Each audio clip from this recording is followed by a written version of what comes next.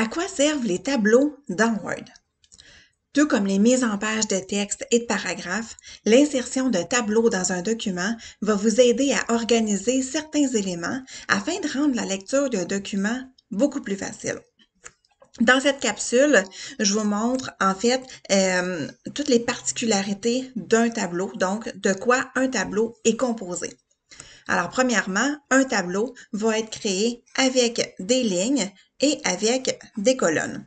J'ai donc, pour l'exemple de cette capsule, inséré un tableau qui comporte 3 colonnes et aussi 3 lignes.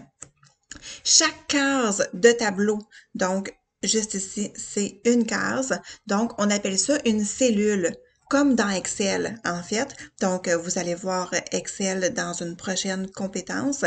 Alors, donc, sachez que chaque case est appelée une cellule. Quand vous allez insérer un tableau dans Word, il va prendre automatiquement tout l'espace entre la marge de gauche et la marge de droite. Par contre, il faut que vous sachiez que c'est possible de le redimensionner au moyen, en fait, de la poignée de redimensionnement qui se trouve juste ici. Donc, le petit carré transparent qui est au bas, en fait, juste en haut là, de mon pointeur. Alors, en fait, si je le sélectionne, je vais avoir une double flèche.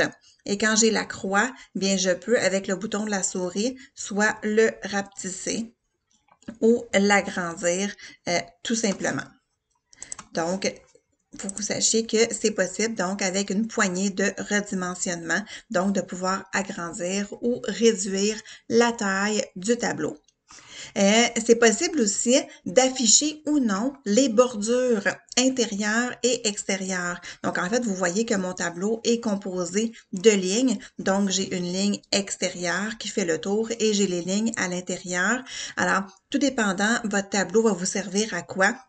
C'est possible à l'impression de rendre ces lignes-là transparentes, tout dépendant de ce que vous avez à faire. C'est possible aussi de les mettre en forme, donc de changer l'épaisseur, de changer la taille, de changer la couleur. Donc, il y a plusieurs mises en forme qui sont possibles aussi pour ces lignes-là. Et en fait, ce que je voulais vous dire aussi, je vais vous montrer ce petit symbole, donc, qui est à la gauche de chacune des cellules. Ce symbole-là indique en fait la marque de fin de cellule. On peut voir ces symboles-là apparaître quand on appuie sur le bouton ici pour faire afficher les caractères non imprimables. Donc, cet indicateur-là marque la fin de ma cellule. J'ai aussi, avec les caractères non imprimables qui s'affichent, j'ai à l'extérieur du tableau la marque de fin de ligne. Alors, ça aussi, c'est important à connaître. Donc, c'est ajusté évidemment avec la marge de droite.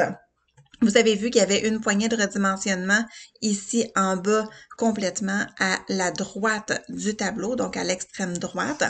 En haut, donc à gauche, dans le coin supérieur gauche, vous avez une autre poignée, mais ce n'est pas une poignée de redimensionnement, c'est plutôt une poignée de déplacement.